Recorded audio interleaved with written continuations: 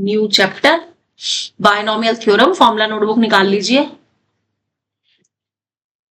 अब स्टार्टिंग कहां से, जरा ध्यान से समझना। अभी आपने जब 9th क्लास में एल्जेब्रिक आइडेंटिटीज पढ़ी थी तो आपने होल स्क्वायर का फॉर्मूला पढ़ा था, लाइक a प्लस बी का होल स्क्वायर क्या होता था, plus B square plus 2ab plus B square, या a माइनस बी का जो होता था वो आपने पढ़ा था a square minus 2ab plus B square, ठीक है ना।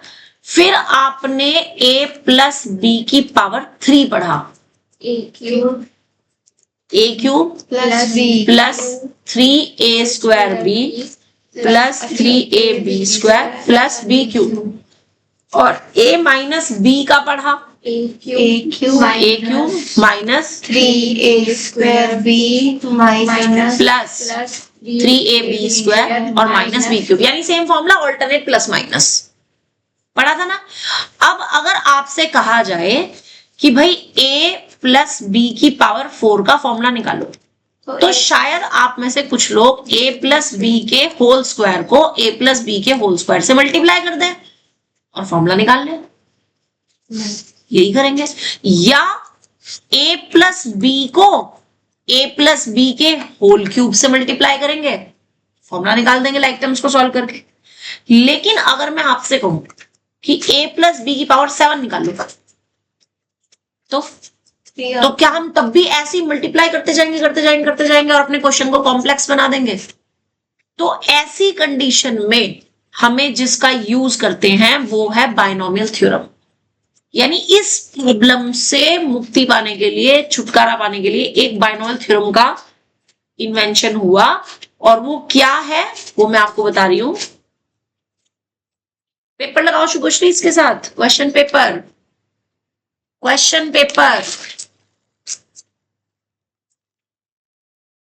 और वैसे तो अपना अपना पेपर देखे सबको पता चली गया होगा कि किसका रीटेस्ट है, कुछ आइडिया हुआ है सबको थोड़ा बहुत? तो जिसे आइडिया हो गया वो घर पे तैयारी भी कर लें।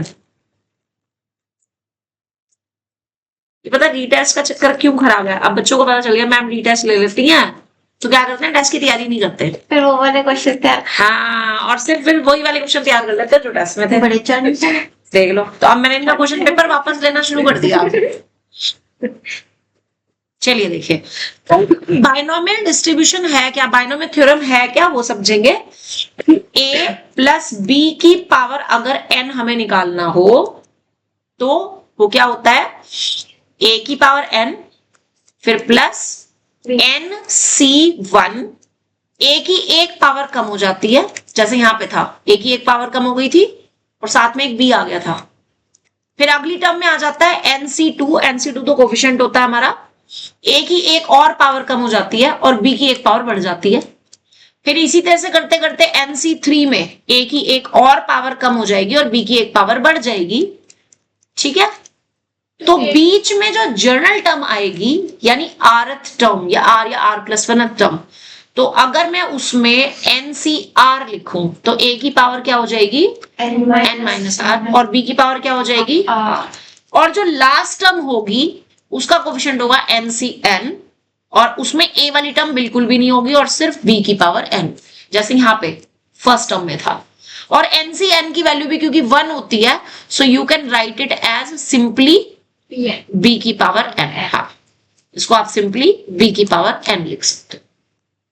बात समझ आई? तो ये जो nc1 nc2 है nc3 है ना, अभी अगर ये छोटे छोटे से नंबर हो लाइक 7 है या 6 है, ठीक है, तो हम इनकी वैल्यू ना मतलब साइड में रफ वर्क में, जहां पे हम रफ वर्क करते हैं, कैलकुलेशन वर्क करते हैं, वहां पे फाइंड आउट कर लेते हैं। इनकी वैल्यूज डायरेक्ट याद रखने का एक बहुत छोटा सा एक तरीका है जिसको बोलते हैं हम पास्कल्स ट्राइंगल। पास्कल्स ट्राइंगल बोलते हैं, जहां से हम nc1 nc2 nc3 इनकी वैल्यूज डायरेक्टली बिना सॉल्व करे निकाल सकते हैं, ठीक है, वो मैं बताऊंगी पहले तो। और इसमें एक और चीज की, अगर a माइनस हो तो ये क्या बनेगा, ये वाला साइन माइनस आ जाएगा, फिर ये प्लस रहेगा, फिर ये माइनस आ जाएगा, फिर अगला प्लस रहेगा, फिर इसी तरह से करते करते, अब मुझे तो नहीं पता ना r क्या है, मुझे तो नहीं पता r क्या है, तो यहां पर मेरे पास क्या आ जाएगा -1 की पावर r। जैसे यहाँ पे फर्स्ट टर्म है तो -1 की पावर 1 से ये टर्म माइनस आ गई, फिर यहाँ पर 3 है तो -1 की पावर 3 की वजह से यहाँ पे माइनस आया। तो अब अगर यहाँ पे NCR है तो -1 की पावर अगर मैं R से और मल्टीप्लाई कर दूं तो अकॉर्डिंगली प्लस या माइनस का साइन आ जाए। बात समझ आई? ठीक है, तो यानी a माइनस बी की पावर n का फॉर्मूला क्या बना, a की power n minus NC1 a की power n minus 1 into B, फिर प्लस NC2 a की power n minus 2 into B square, फिर माइनस NC3 a की power n minus 3 into B की पावर 3 से करते करते हमारे पास जो जनरल टर्म बनेगी दैट विल बी -1 की पावर r NCR a की power n minus r into B की पावर r, और लास्ट में भी क्योंकि मुझे नहीं पता कि n कितना है तो -1 की पावर n आएगा एंड देन b की पावर n। ठीक है, तो इसमें जो ये वाली टर्म है हमारी दिस वन या this one that is called general term. What is it called? General term. ठीक है, और जो ये वाली टर्म होती है b की पावर n या -1 की पावर n b की पावर n, इसको हम क्या बोलते हैं? Last term. This is the last term. ठीक है, अब बात आती है कि किसी भी एक्सपेंशन में टोटल नंबर ऑफ टर्म्स हमें कितनी मिलती हैं, जरा उस पर ध्यान देंगे। स्टार्टिंग से देखते हैं। अगर पावर 2 है तो हमें कितनी टर्म्स मिल रही है? 3। अगर पावर 1 होती तो, अगर सिंपली a प्लस बी की पावर 1 होती तो आप इसे सिंपली क्या लिखते हैं? a प्लस बी, है ना। यानी कि इफ ये जो पावर होती है इसको बोलते हैं इंडेक्स। क्या बोलते हैं? Index. So if index is 1 then number of terms मुझे कितनी मिल रही है एक्सपेंशन में? 2। अगर मेरे पास इंडेक्स 2 हो, सी यहाँ पे पावर 2 है तो मुझे नंबर ऑफ टर्म्स कितनी मिल रही है? 3। तो नंबर ऑफ टर्म्स मिल रही है मुझे 3। तो n+1। तो ऐसी इंडेक्स अगर 3 है तो आपको नंबर ऑफ टर्म्स कितनी मिल रही है? 4। तो इन जनरल अगर इंडेक्स हमारे पास n है तो टोटल नंबर ऑफ टर्म्स मुझे कितनी मिलेंगी? n+1। मेरी बात समझ आ गई? तो अगर n+1 मिलेंगी तो आप मुझे बता सकते हो कि ये जो मैंने लिखा है ये कौन सी टर्म हुई? General term. First, second, third, fourth, r minus 1th, rth या r+1th, कौन सी टर्म हुई? r minus r+1th term. +1। वही बता रही हूं, ध्यान देंगे अब जरा क्यों आएगा। ये मेरे पास सेकंड टर्म है, सेकंड टर्म है तो यहां पे क्या आ रहा है? 1। ये मेरे पास थर्ड टर्म है, थर्ड टर्म में सी के नीचे क्या आ रहा है? 2। एक कम आ रहा है ना, ठीक है। और यहां पर क्या आ रहा है? 3, क्योंकि ये फोर्थ टर्म है। तो यहां पे अगर r आ रहा है तो ये कौन सी टर्म हुई? r+1th term. r+1th टर्म में ही यहां पे r आएगा, एक कम। सेकंड टर्म में 1 आ रहा है, थर्ड टर्म में 2 आ रहा है, फोर्थ टर्म में 3 आ रहा है, तो r कब आएगा? r+1th टर्म में। अंडरस्टैंड और नॉट? तो ये हमारा जो फॉर्मूला होता है जनरल टर्म का फॉर्मूला होता है in the binomial expansion, the general term is given by this one. और लास्ट टर्म को क्या लिखते हैं हम? tn। ये भी tn नहीं, what is it? It is tn+1 -1 and b की power. This is the formula for last term. Clear? तो अभी पहले यहां तक लिखो, फिर उसके बाद आपको पास्कल्स ट्रायंगल सिखाते हैं। स्टार्टिंग से, बिल्कुल स्टार्टिंग से। हेडिंग, देन ये सारा, फिर जर्नल, उसके बाद general term, last term.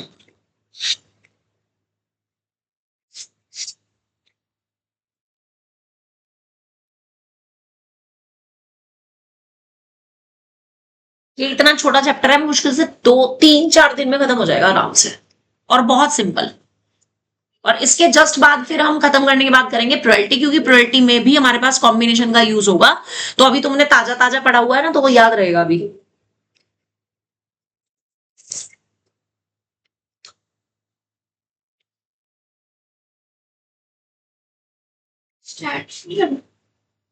Stats भी करेंगे परम्यूटेशन के बाद, इसके प्रोबेबिलिटी के बाद।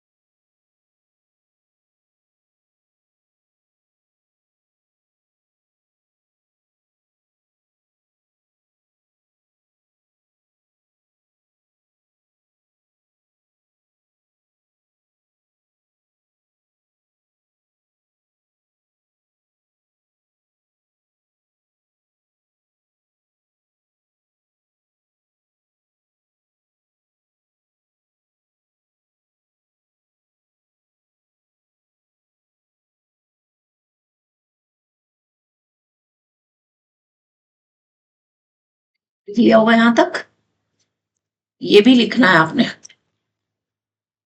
If index is 1, number of terms 2, this one, ये बहुत इंपॉर्टेंट है।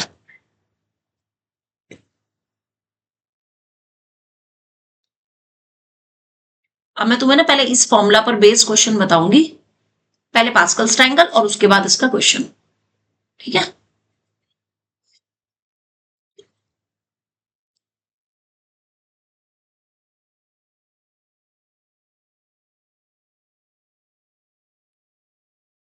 क्या हुआ, पानी पिया?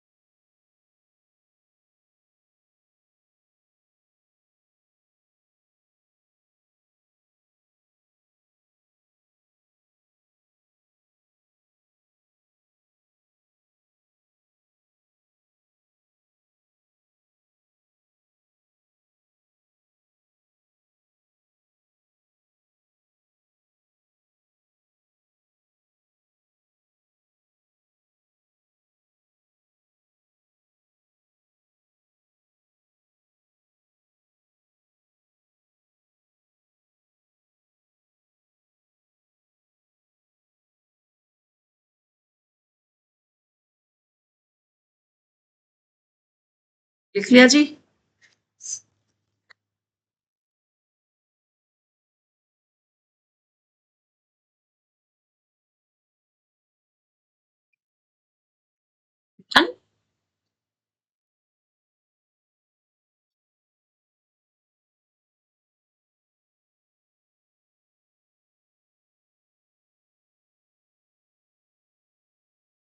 नेक्स्ट लिखेंगे हेडिंग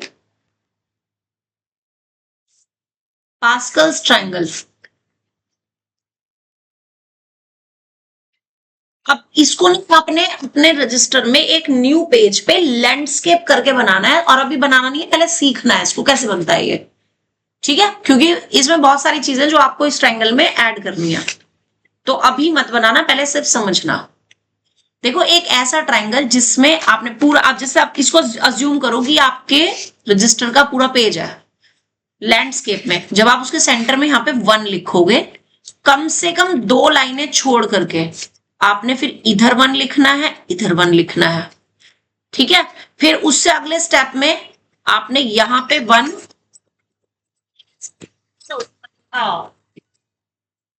इन दोनों के बीच में आपने यहां पे इन्हें प्लस करके लिखना है। 1 और 1 को प्लस करोगे तो क्या आएगा 2, फिर यहां पे 1 लिखना है। फिर अगले में 2 लाइनें छोड़नी है। 1 से शुरू किया, इन दोनों को प्लस किया, कितना आएगा 3, इन दोनों को प्लस किया, कितना आएगा 3, वो इनके बीच में लिखना है, यानी इस वाले 1 के ठीक नीचे आना चाहिए। बात समझ आ गई। फिर और लास्ट वाला 1, अगले में फिर से 1, अब इनको प्लस करो 4, इनको प्लस करो 6, इनको प्लस करो, इनको, और लास्ट वाला 1, फिर से अगला 1, इनको प्लस किया 5, इनको प्लस किया 10, इनको प्लस किया 10, इनको प्लस किया 5 एंड देन 1, ठीक है।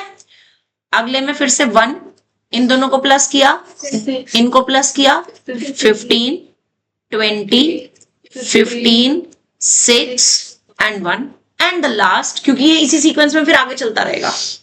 1, फिर इन दोनों को प्लस किया 7, 21, 35, 35, 21, 7, 1। लगी समझ? अब जरा ध्यान देंगे, ये बेसिकली किसकी वैल्यूज हैं वो बता रही हूं मैं। अगर आप पावर 2 को यहां समझना, जैसे a प्लस बी की पावर 2, अगर इसे बाइनोमियल के अकॉर्डिंग खोलते हो तो आपके पास क्या आएगा, पहले a की पावर 2 आएगी, फिर प्लस 2c1 a की पावर 2 माइनस 1 और इंटू बी, यही आएगा। और अगली स्टेप में क्या आएगा, b की पावर 2। लगी समझ? ऐसी अगर तुम a प्लस बी की पावर 3 करते हो तो क्या आता है, a की power 3 plus 3c1 a square into B, फिर plus 3c2 a into B square और प्लस b की पावर 3, यही आता है, आता है। ऐसी अगर तुम पावर 4 करते हो तो क्या आएगा, a की power 4 plus 4c1 into a की पावर 3 b, फिर 4c2 a की पावर 2 b की पावर 2, फिर 4c3 a b की पावर 3 और लास्ट वाले में b की पावर 4, यही आएगा ना। एंड सो ऑन, इसी फॉर्म में चलता रहेगा। तो ये जो तुम्हें बीच वाली टर्म दिख रही है ना, ये बेसिकली पावर्स का है, इंडेक्स है, कि अगर आपका इंडेक्स 2 हो, ठीक है, अगर आपका इंडेक्स 2 है तो आपके पास ये कोफिशिएंट्स आएंगे, यानी कि ये 1 किसकी वैल्यू है, जो स्टार्टिंग होता है 2c0, है ना, और ये वाली टर्म क्या थी 2c1, तो what is this 2, this is 2c1 actually, ठीक है। अगला अगर इंडेक्स 3 है तो जो बीची 2 टर्म्स हैं आपकी 3c1 और 3c2, वो किसकी वैल्यूज है, इसकी, यानी ये किसकी वैल्यू है 3c1 की और ये किसकी वैल्यू है 3c2 की, चाहे आप करके भी देख लो वो यही वैल्यू आती है, ठीक है। अब अगर इंडेक्स 4 है तो ये जो बीच में 3 टर्म्स आपको दिख रही हैं वो किस किस की है, ये किसकी टर्म है 4c1, ये किसकी वैल्यू है 4c2 और अगली फिर से 4c3 की, क्योंकि 4c3 की वैल्यू वही होती है जो 4c1 की होती है। किया था कि NCR is equal to NCN minus R, याद आ गया। तो अगर 5 हो, इंडेक्स 5 हो तो ये कौन सी टर्म हो गई 5c1, ये कौन सी हो गई 5c2, फिर ये कौन सी हो गई 5c3, ध्यान दो 5c3 उतना ही होगा इस रूल से जितना 5c2 है, सो दैट्स वाई दोनों की वैल्यू सेम आ रही है। और ये किसकी वैल्यू होगी फिर 5c4 की, अगेन 5c4 की वैल्यू वही होती है यूजिंग दिस रूल जो 5c1 की है, समझ आ गया। और ऐसे ही ये किसकी वैल्यू होगी 6c1, ये किसकी होगी 6c2, ये 6c3, ये 6c4, देन 6c5, बात समझ आ गई। और इसी तरीके से ये फिर 7 के लिए 7c1, 7c2, 7c3, 7c4, 7c5 and this is 7c6, got it. अब मैंने ये बताया क्यों, पहले स्टेप में तो आपको ये C की फॉर्म में ही लिखना है, जो आप पहला स्टेप में बायनोमियल एक्सपेंड करोगे, उसमें नहीं कि आपने सीधा वहीं से वैल्यूज रख दी कि 1 3 4 जो भी है वो नहीं डायरेक्ट रखनी, पहले आपको ये इसी फॉर्म में लिखना है। इस स्टेप के जस्ट बाद जब आप इनकी वैल्यूज रखोगे तो वो आप यहां से डायरेक्ट रख सकते हो। तो आपको इन रोज को एज इट इज, अगर इफ यू फील कंफर्टेबल कि भाई हमें टाइम बचाना है, पेपर में 38 क्वेश्चन है, 3 घंटे का टाइम है, हमें अपना टाइम बचाना है विद एक्यूरेसी ऑफ आंसर्स, हमारा सॉल्यूशन एक्यूरेट होना चाहिए, आंसर करेक्ट आना चाहिए और हमें टाइम बचाना है। तो बाइनोमियल के क्वेश्चन में जब हम पहली लाइन लिखते हैं, फॉर्मूला अप्लाई करते हैं, उसके बाद जब हम NC1 NC2 की वैल्यूज रख रहे हैं तो वो हम यहां से याद रख सकते हैं, है ना। अब 2 वाली लाइन सबको याद है ना, 2 ना तो ये यूज होगी ना ये यूज होगी, ज्यादातर 5 6 7 ये वाली लाइंस बहुत यूज होती हैं, बहुत ज्यादा यूज होती हैं, तो आप इनको आराम से याद रख सकते हो। जैसे कि 1 अब किसी का इंडेक्स अगर 5 है, a प्लस बी की पावर 5 है, इसका मतलब उसमें नंबर ऑफ टर्म्स कितनी हो गई, 6 टर्म्स हो गई, 6 टर्म्स हो गई। स्टार्टिंग कहां से होगी, 5 से, तो 1 फिर 5 10, अब 10 इसकी रिपीट 10 5 1, ठीक है। अब मान लो 6 वाली लाइन है, यानी कि किसी की पावर अगर 6 है, उसमें कितनी टर्म्स होंगी, 7 टर्म्स होंगी, तो बीच में एक टर्म ऑड हो गई, है ना। तो जो 7 टर्म्स है तो उसमें 1 फिर 7 21 और 35, अब 35 बीच में आ गया, अब 21 7 और 1 रिपीट हो गया, जैसे मिरर इमेज होती है, यहां से यहां तक तो बढ़ रहा है, और फिर नहीं 6 की बात कर रहे थे, 6 में थी टोटल 7 टर्म्स, 6 में टोटल 7 टर्म्स थी, तो 1 6 15 और 20, ये 20 बीच में आ गया, एंड देन 15 6 एंड 1, जो बीच वाली टर्म के लेफ्ट में है उसी रिवर्स ऑर्डर में राइट में। अब जैसे अगर पावर 7 है, a प्लस बी की पावर 7 है, टोटल नंबर ऑफ टर्म्स कितनी बन गई 8, यानी कि 4 एक जैसी और 4 उसकी रिवर्स ऑर्डर में, यानी 1 7 21 और 35, 4 आ गई, 4 रिपीटेड 35 21 7 और 1। याद रखने का तरीका समझ आ रहा है, तो इस तरीके से आप इनको इजीली याद रख सकते हो, ठीक है। तो ये पास्कल्स ट्रायंगल अब बनाओ और जरा नीटली बनाना। अब समझ आया मैंने क्यों बोला था कि लैंडस्केप में बनाना है, वहीं तक आएगा ये। और अगर आपके रजिस्टर में नीचे पेज में जगह बचे तो एक 8 वाली लाइन और बनाना प्रैक्टिस के लिए, इसको भी कोशिश करना है खुद से बनाओ।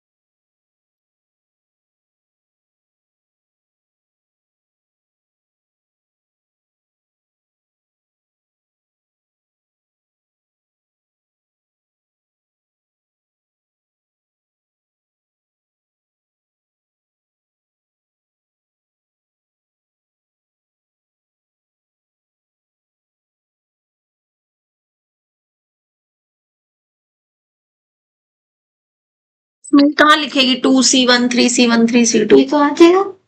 आ जाएगा, चल ठीक है, लिख फिर।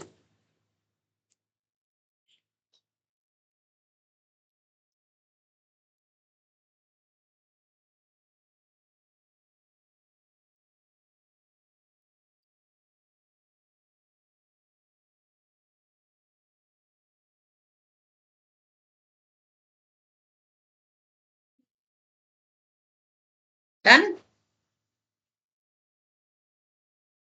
अच्छा 8 वाला बन गया। 1 लाइन बताइए क्या क्या आई है। 1 8 8 24 28 56 56 70 70 56 28 56 28 8 और फिर 1, है ना। तो अब ऐसे कोई भी बड़ी से बड़ी पावर आ जाए तो आप अगर इस तरह से ट्रायंगल बना लो तो आपको हर एक की अलग अलग वैल्यू निकालने की जरूरत नहीं पड़ती। ठीक है, कितना बनाना ही नहीं है, तो ये मैक्सिमम आपके में नहीं, फिर उसमें एक्सपेंड करने के लिए पूरा नहीं देंगे, फिर उसमें सिर्फ जनरल टर्म पूछते हैं। अब मैं आपको इस पर बेस क्वेश्चन बताती हूँ कि किस टाइप से आते हैं। सबसे पहला क्वेश्चन, एक्सपेंड x, सिंपल ही ले लो, x प्लस 1/x की पावर 5 यूजिंग बाइनोमियल एक्सपेंशन।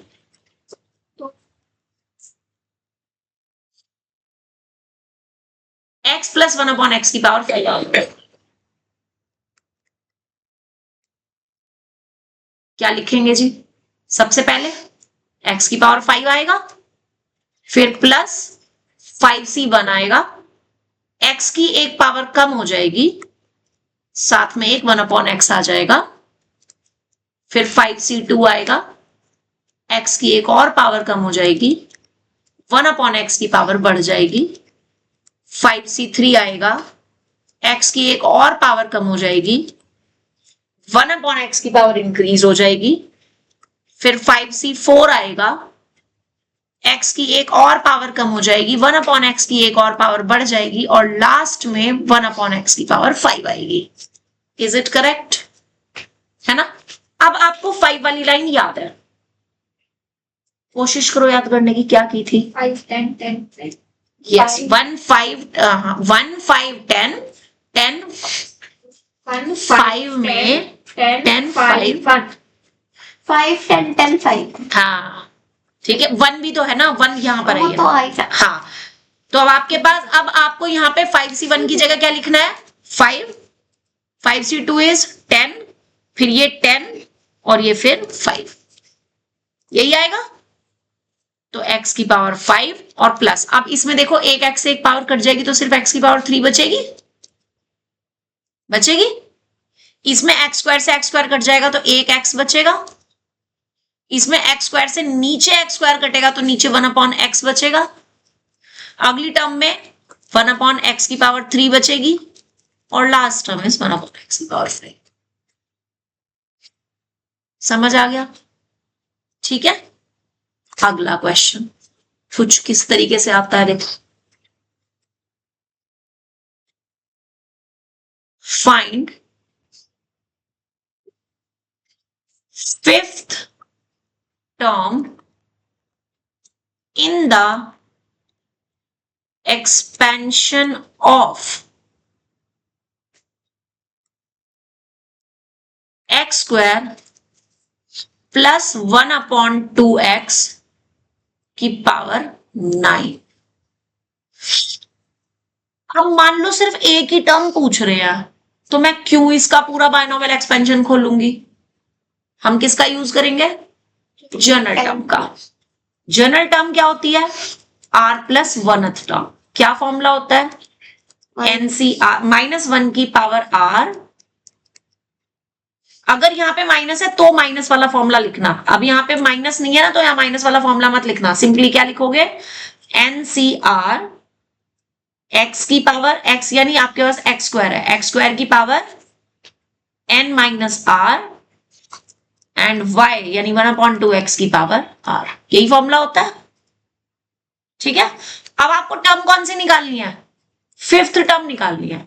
तो आपको पहले 5 को इस फॉर्म में लिखना पड़ेगा। तो मैं 5 को r+1 की फॉर्म में क्या लिख सकती हूँ? 4+1। तो मेरे पास r की वैल्यू क्या आ गई? 4 आ गई। और n कितना है मेरे पास? जितनी पावर है यहाँ पे 9 है ना। n कितना है मेरे पास? 9। r कितना आ गया मेरे पास? 4। तो क्वेश्चन क्या बन जाएगा?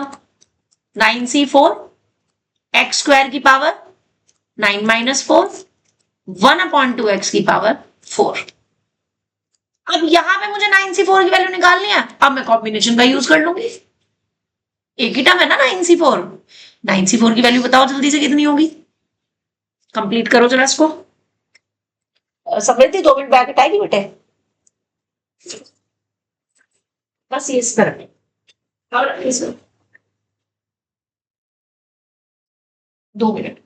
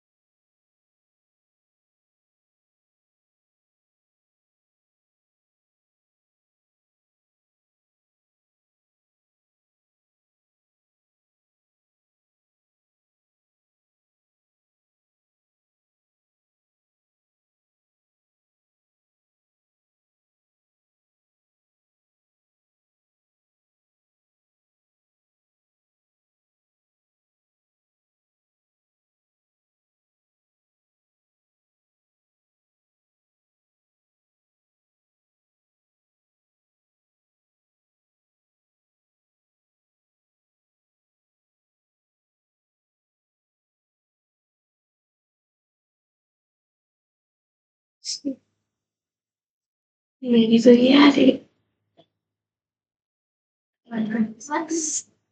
मेरी सही है क्योंकि वहाँ पे 4 है आपने उसको 6 लिया है 24 रहना चाहिए। हो गया? 9c4 की वैल्यू नहीं निकली?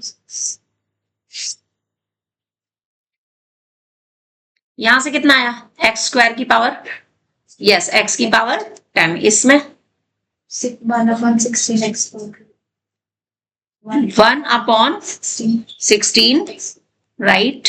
और 9c4 की वैल्यू 6 ठीक है। अब x की पावर तो ऊपर जाके माइनस हो जाएगी। और 126 और अपॉन 16 को सॉल्व कर लो। किससे कटेगा?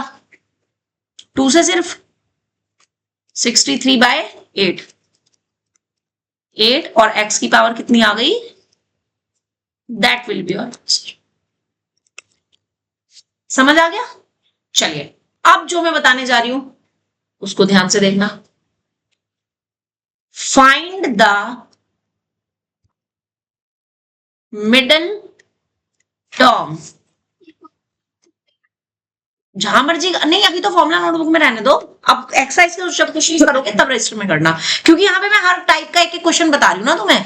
Like you have to find out the middle term of 2x³ - 1/x² की पावर 10। अब यहाँ पे कौन सा कंसेप्ट काम आएगा? भाई मिडिल टर्म निकालनी है तो मुझे सबसे पहले तो ये पता होना चाहिए ना कि इसमें टोटल नंबर ऑफ टर्म्स कितनी है? 11। कैसे पता चला? इंडेक्स क्योंकि 10 है।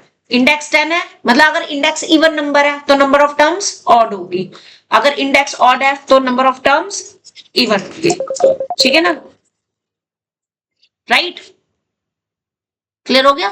तो अब यहां पर क्या लिखेंगे हम कि as n = 10 which is even, therefore total number of terms will be 11।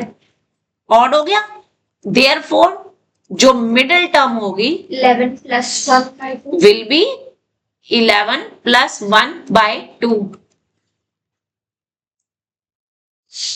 Term. कौन सी आएगी जी? T6. अब 6 टर्म निकालने के लिए इसको क्या लिखना है तुमने, यानी बेसिकली क्या निकालना है, T6।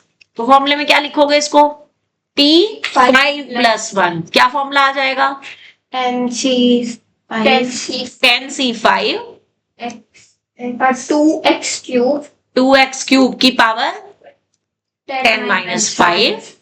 और अभी देखो एक चीज और भूल गए ना तुम, तो वो यहाँ पे लिख लेना, माइनस साइन को इंक्लूड कर लेना, यानी -1/x² की पावर 5।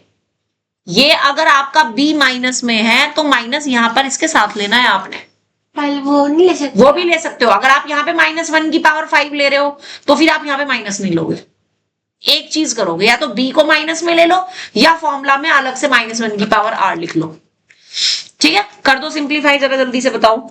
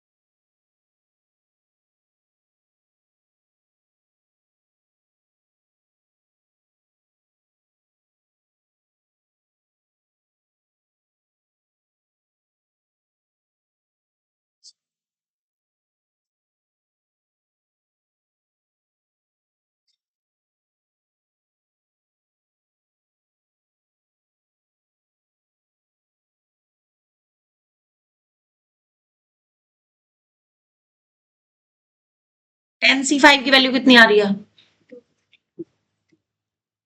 250 या 252? 252। ओके जी, आगे इसको 2x क्यूब की पावर 5 करेंगे तो 32 और x की power 50 right minus minus 1/x की पावर 10। फाइनली 252 into 32 करेंगे, हाँ करना पड़ेगा, -806264 और x की power 5, that will be the answer. समझ आ गया? ठीक है, अब जो मैं बताने जा रही हूं जरा उस पे ध्यान देना, या मैं आगे नहीं बता रही, अभी पहले ना इतने ही कंसेप्ट पर बेस्ड क्वेश्चंस करो, तुम्हारी एक एक्सरसाइज आराम से हो जाएगी। आप बुक की एक्सरसाइज निकाल लो फटाफट से, बुक है? कल कर नहीं, एक दो क्वेश्चन, एक एक क्वेश्चन हर टाइप का, बस एक एक क्वेश्चन। बुक नहीं लेके आई, कोई बात नहीं, मैं क्वेश्चन दे दूंगी, उसकी कोई टेंशन नहीं, क्वेश्चन की टेंशन नहीं है, वो मैं दे दूंगी। लिखो जी, मैं ज्यादा नहीं दे रही हूँ, मैं बिल्कुल थोड़े से क्वेश्चन दे रही हूँ।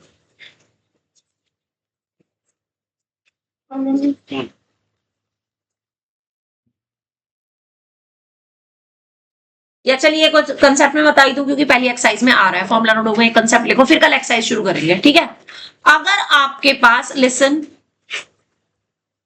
a प्लस बी की पावर n हो और दूसरा a माइनस बी की पावर n हो, तो अब तुम्हें ये तो पता है इंडिविजुअली कि इसमें कितनी टर्म्स होंगी, इसमें कितनी टर्म्स होंगी, इसमें कितनी टर्म्स होंगी n+1, इसमें कितनी होंगी n+1 होंगी।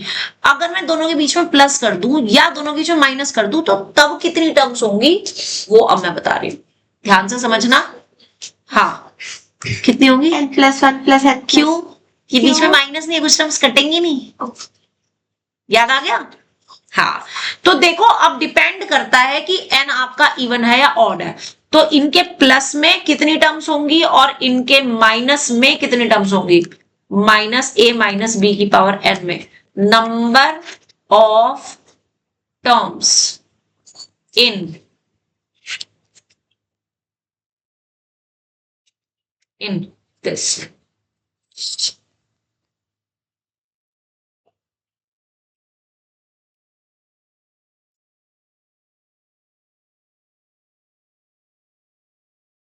देखो, अगर आपका n ऑड है, इवन है, इफ n इज इवन, ठीक है, तो दोनों में ही हाफ टर्म्स कट जाएंगी और हाफ रह जाएंगी, तो दोनों में ही नंबर ऑफ टर्म्स आएंगी n/2 if n is even. तो नंबर ऑफ टर्म्स कितनी आएंगी? n/2, ठीक है।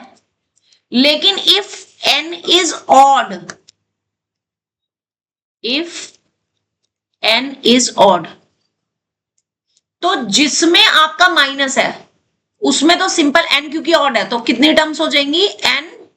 n+1/2, ठीक है। लेकिन जिसमें माइनस है उसमें आपके पास नहीं, कुछ गड़बड़ हो रहा है, वेट, n/2 इसमें गड़बड़ है। जिसमें प्लस है और n इवन है तो उसमें तो n/2 + 1 टर्म्स होंगी, बताती हूं, अभी सब बताती हूं। और अगर माइनस है बीच में और n इवन है तो सिर्फ n/2 टर्म्स रहेंगी। लेकिन अगर n ऑड है तो दोनों केस में ही हमारे पास जो टर्म्स रहेंगी वो n+2 टर्म्स रहेंगी। आप समझो कैसे? देखो, n अगर इवन है तो इसका मतलब नंबर ऑफ टर्म्स ऑड हो गई, नंबर ऑफ टर्म्स ऑड हो गई, ठीक है। अब इसमें तो सारी की सारी प्लस है, इसमें ऑल्टरनेट प्लस माइनस में कौन कौन सी आएंगी? सेकंड टर्म जो होगी वो तुम्हारी माइनस में होगी, सेकंड टर्म कट जाएगी। फोर्थ टर्म जो होगी वो माइनस में होगी, वो भी कट जाएगी, ठीक है। तो एक पहली, एक लास्ट वाली और उसके बीच की एक टर्म एक्स्ट्रा आएगी। कैसे? एग्जाम्पल से समझो। सपोज n तुम्हारा 8 है, यहां समझना इसको। फॉर एग्जाम्पल, जैसे n मैंने 8 ले लिया, ठीक है, तो नंबर ऑफ टर्म्स कितनी हो गई? 9 हो गई। अब उन 9 में से कौन कौन सी टर्म नेगेटिव होगी? सेकंड वाली नेगेटिव होगी, फोर्थ वाली नेगेटिव होगी, और सिक्स्थ वाली नेगेटिव होगी, और 8th वाली नेगेटिव होगी। तो ये जो टर्म्स है हमारी, 4 जो नेगेटिव टर्म्स हैं, वो इसके वाली, इसकी जो माइनस वाली की जो टर्म्स आएंगी ऑल्टरनेट नेगेटिव वाली, इसमें सारी पॉजिटिव आएंगी, वो सारी तो कट जाएंगी। तो मेरे पास कौन सी टर्म्स बचेगी? एक तो इसकी फर्स्ट टर्म बचेगी, थर्ड बचेगी, ठीक है, फिफ्थ बचेगी, 7th बचेगी और 9th बचेगी। कितनी टर्म्स बच गई है? 5 बच रही है।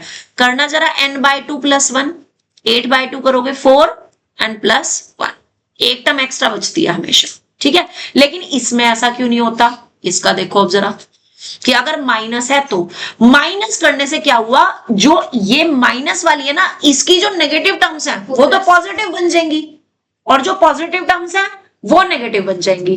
तो हमारे पास एग्जैक्टली n/2 टर्म्स ही रिमेनिंग बचेंगे। क्लियर? इसका भी देखो, फॉर एग्जाम्पल, सेम ले रही हूं मैं, हाँ, ये इसी में ऐसे ही लिखना है बस। सपोज n = मैंने 8 लिया था, है ना, तो अब मेरे पास यहां पर कौन कौन सी टर्म नेगेटिव बनेगी? एक तो फर्स्ट बनेगी नेगेटिव, फर्स्ट बनेगी क्योंकि बाहर माइनस है ना। फिर कौन सी बनेगी? थर्ड वाली नेगेटिव बनेगी। फिर कौन सी बनेगी? फिफ्थ बनेगी।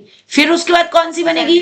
7th। और उसके बाद कौन सी बनेगी? 9th, क्योंकि n 8 है तो टोटल 9 टर्म्स होनी है ना। तो ये नेगेटिव वाली टर्म्स तो सारी कट गई। अब मेरे पास बची कौन कौन सी? सेकंड टर्म बची, फोर्थ बची, 6th बची और 8 बची, यानी कि 4 टर्म्स बची, जो कि n/2 से आ रहा है। क्लियर हो गया अच्छे से? ठीक है। लेकिन अगर n ऑड है तो दोनों केस में आपके पास हमेशा हाफ टर्म्स ही बचेंगी। इसका भी एग्जांपल देख लो।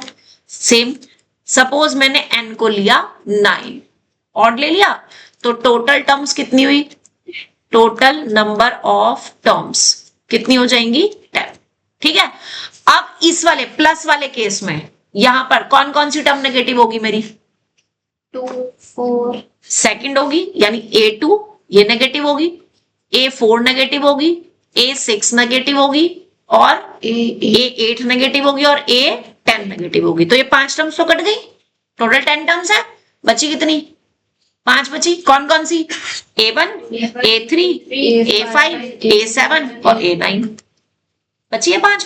ऐसी इसमें देखो, अब इस वाले केस में क्या है, यहाँ पर जब बीच में माइनस है तो तब मेरे पास कौन कौन सी नेगेटिव टर्म बचेगी? एक तो 1 वाली, फर्स्ट वाली नेगेटिव हो जाएगी, क्योंकि रूल के अकॉर्डिंग तो सेकंड टर्म नेगेटिव है, लेकिन बाहर माइनस है, इसलिए सेकंड वाली टर्म जो है वो पॉजिटिव हो जाएगी, साइन चेंज हो जाएंगे। तो फर्स्ट टर्म नेगेटिव होगी, और कौन सी होगी? थर्ड नेगेटिव बनेगी, फिफ्थ नेगेटिव बनेगी, सेवंथ नेगेटिव बनेगी और नाइन्थ टर्म नेगेटिव बनेगी। मेरी बात समझ आ गई? तो बची कौन कौन सी?